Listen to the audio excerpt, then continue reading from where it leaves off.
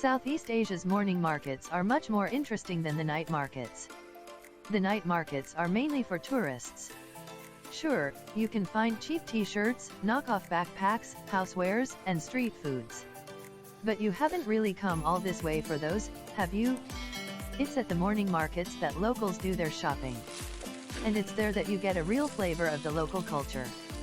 Unless you're in a major city, supermarkets are few and far between through much of the region. Which is a good thing. Markets are much better. The morning market starts early and is over by mid-morning. It sets up along a couple of side streets. A butcher and some of the more tourist stalls have actual tables for their wares.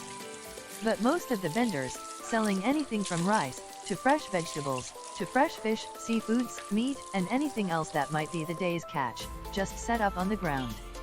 It's an elegant solution, cheap, simple, and effective.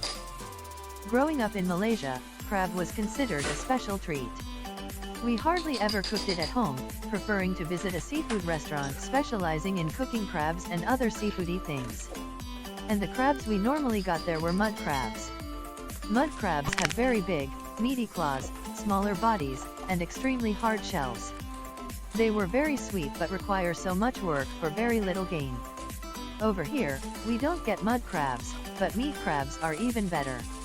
I love that we get so much more meat from the meat crab, plus the shell is not as hard so it's easier to get to the meat.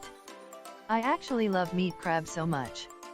The Malaysian sweet-sour style of cooking crab, though, that I do miss. Next to simply steaming them, the sweet-sour chili crab preparation is one of my favorite ways of eating crab. The sauce is only slightly spicy with a sweet ketchup flavor and enriched with the delicious mixture of crab tamale and beaten eggs. It coats the shell of the crabs and makes every bite and lick so yummy. Normally, they would serve the dish with a side of toasted white bread or steamed mantou, which was perfect for sopping up the extra sauce. Just writing about it makes me want to eat it all over again.